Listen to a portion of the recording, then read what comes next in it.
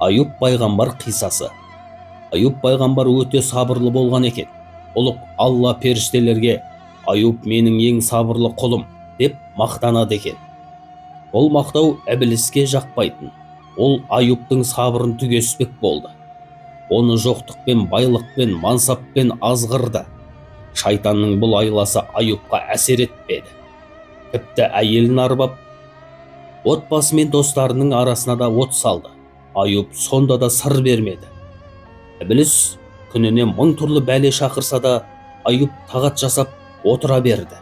Ібліс соған: Аюп, балаң өлді, деді.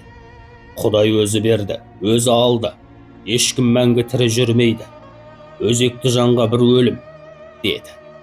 Малыңды жұт алды. Мал бір жұттық, батыр бір оқтық деген. Ұлық Алла бергенін алса да, енді берерін алмасын. Енді не ішіп жейсің? Аштан өлгеннің моласы жоқ, малға таласып өлгеннің моласы көп. Бұлай қырсыға берсең, ертеңің не болатынын білесің бе? Ертеңіне есек қана қайғырады деген. Ел жұрт сен туралы өсек айтып жатыр. Жақсы бопты.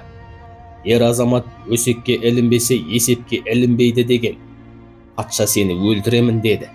Қаш. Ажал ақымақ үшін 6, ақылды үшін 1.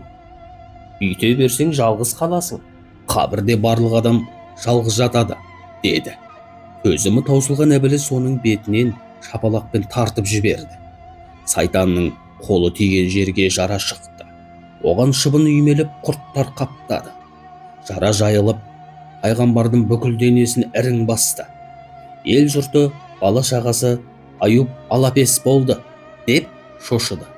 Ібліс оларға: алапес жұқпалы ауру, оны жыраққа шығарып тастаңдар, деп ақыл айтты. Шаһар жұрты бір ауыздан келісіп, оны елден қуды. Жан-жары Рахима ғана оған адал болып қасында қалды. Ауруы онан сайын меңдеп, құрттар Аюптың етін жеп, тауысуға айналды. Бірақ оның жүрегі мен тілі бір сәт тоқтамастан Аллаға мақтау айтып, жаратушыны ұлықтап жата берді.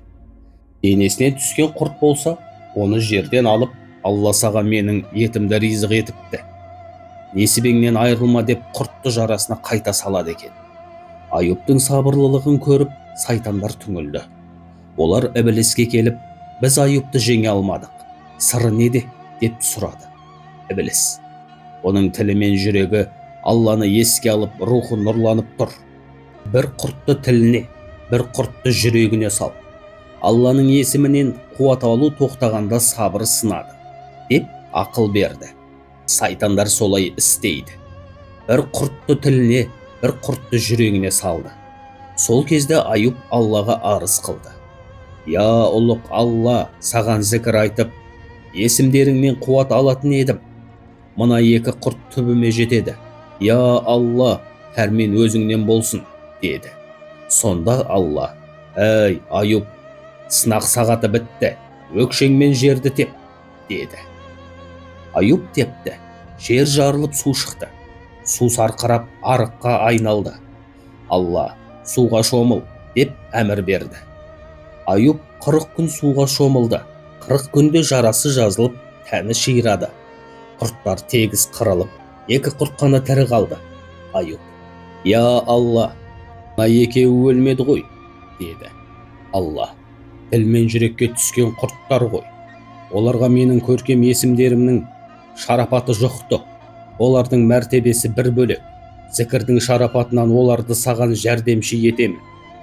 Бірі бала арасына айналады, екіншісі сүлік болып суда қалсын. Бала арасының уы да балы да шипа. Сүлік аурудың арам қанын сорады, деді.